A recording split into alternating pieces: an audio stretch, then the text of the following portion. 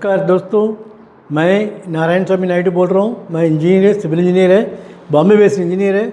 बहुत सारा मेरा 40 साल कंस्ट्रक्शन साइट पे काम किया हूँ और मेरा जो एक्सपीरियंस है बहुत what you call it is a very good experience actually, where you can't get anywhere actually. And this मेरा एक्सपीरियंस आपके साथ मैं शेयर करना चाहता हूँ। मैनेजमेंट सिखाना चाह रहा हूँ। प्रोजेक्ट मैनेजमेंट जो है it is a general subject, common subject for all project managements. दो साइट पे जो काम कर रहे हैं, प्रोजेक्ट साइट पे काम करता है, उनके लिए बहुत काम का ये बहुत ईजी पड़ेगा, ये सीखने में अच्छा रहेगा ये। और उसी में 5 फेजेस है, प्रोसेस है। प्रोजेक्ट मैनेजमेंट बोले तो प्रोसेस है। एक तो इनिशिएटिंग रहता है, फिर बाद में उसको प्लानिंग रहता है, एग्जीक्यूटिंग रहता है, कंट्रोलिंग का मॉनिटरिंग कंट्रोलिंग रहता है, फिर बाद में क्लोजिंग। 5 फेस रहता है। उसके बाद में नॉलेज एरियाज आता है। नॉलेज एरियाज में आपको इंटीग्रेशन मैनेजमेंट, ऐसा एक नॉलेज एरियाज में 10 एरियाज आता है।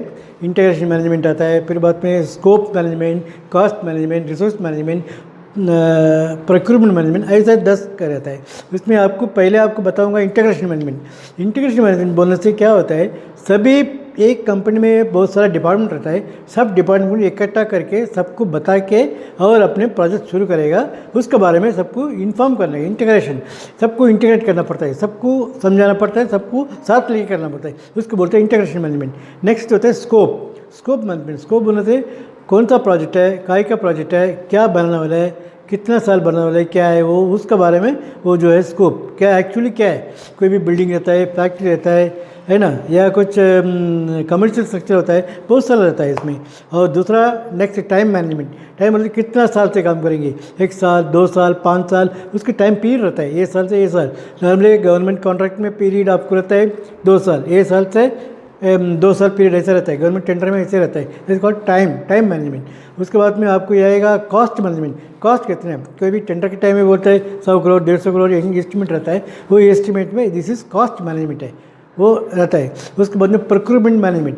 प्रोक्यूरमेंट मैनेजमेंट बोलने से आपको प्रोक्यूरमेंट ना, जो भी मटेरियल प्रोजेक्ट के लिए जो भी मटेरियल चाहिए उसको बाहर से मंगाने का है, उसके लिए भी पहला क्वांटिटी निकालना पड़ता है, एस्टिमेट निकालना पड़ता है, कितना चाहिए, सीमेंट, स्टील, कड़े, रेती और पाइप वगैरह, जो भी जिसका वगैरह जो भी है, बहुत सारे मटेरियल लिस्ट बनाना पड़ेगा और कहाँ कहाँ मिलता है दिखना पड़ेगा, उसको टेंडर बुलाना पड़ेगा। ये सब प्रोक्यूरमेंट मैनेजमेंट में आता है, सब पूरा ये बहुत सारा रहता है। बाद में रिसोर्सेज मैनेजमेंट।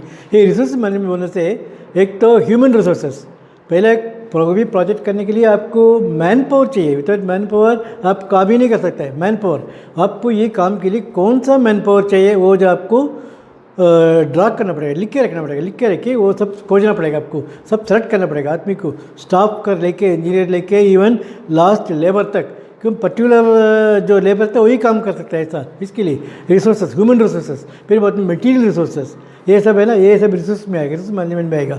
उसके बाद में आपको आएगा स्टेक होल्डर मैनेजमेंट।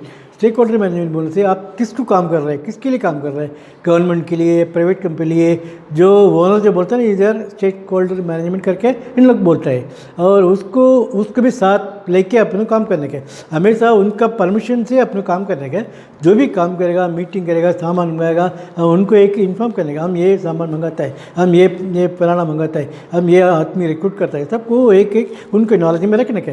उसमें स्टेक होल्डर में बहुत सारा स्टेक होल्डर रहता है ऐसा, एक तो इन्वॉल्व रहता है, एक तो आगे, एक तो ऐसा आएगा जाएगा ऐसा रहता है, एक तो just honorary statement stakeholder बहुत बड़ा बॉस ऐसे से रहता है। उसमें 2-3 आपको चुन के उसके साथ हमेशा डेली व्यवहार करना पड़ता है, वो स्टेक होल्डर मैनेजमेंट बोलता है। उसके बाद में आपको लास्ट में जो आएगा, अच्छा इसका नॉलेज एरिया में आपको और रिस्क मैनेजमेंट करके एक आता है।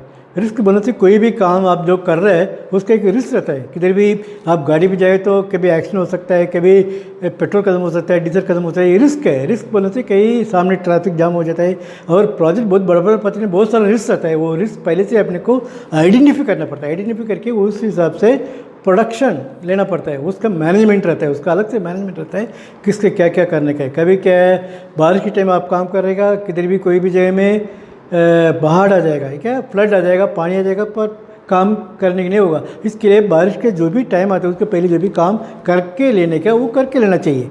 That is the most important thing. ये रिस्क मैनेजमेंट बोलते हैं, रिस्क। उसके बाद पे आएगा कम्युनिकेशन मैनेजमेंट। ये कम्युनिकेशन मैनेजमेंट बोलने से क्या है, ये बहुत इंपॉर्टेंट चीज़ है। बहुत लोग ये अवॉइड करता है। एक्चुअली एक दूसरे को बोलने के जो रहता है ना, कम्युनिकेशन मैनेजमेंट है।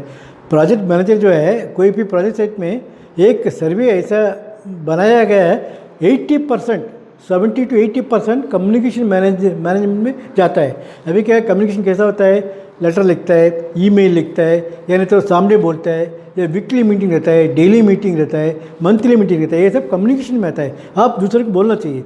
सुबह एक बार मीटिंग करो, क्या काम करने का है, फिर शाम को feedback, that is called again communication. और इंस्ट्रक्शन रहता है, ये काम हुआ करके बोलना चाहिए। Communication management is most important, very important है। आपको इसमें ऐसा 10 एरियाज है, इसके बारे में आपको बाद में स्क्रीनशॉट में आपको मिल जाएगा। अच्छा, अभी इतना भी समझाया आपको। प्रोजेक्ट मैनेजमेंट में बहुत सारा चीज़ रहता है, इसे सब समझाया। इसके बारे में और जानना चाहता हूँ, नीचे डिस्क्रिप्शन में लिंक दिया है, वो लिंक क्लिक करने में आपको वेबसाइट में जाएगा। वेबसाइट में आपको पूरा डिटेल मिल जाएगा इसमें। और मेरे को कॉल भी कर रहा है, व्हाट्सएप में मैसेज भी दे सकता है। हेलो, ये वीडियो को जरा सब्सक्राइब कर लीजिए और बेल आइकॉन दबा दीजिए। और मेरा मेरा जो है ना, जिससे भी आपको है ना, ये नोटिफिकेशन आपको मिलता रहेगा। और लाइक कर दीजिए।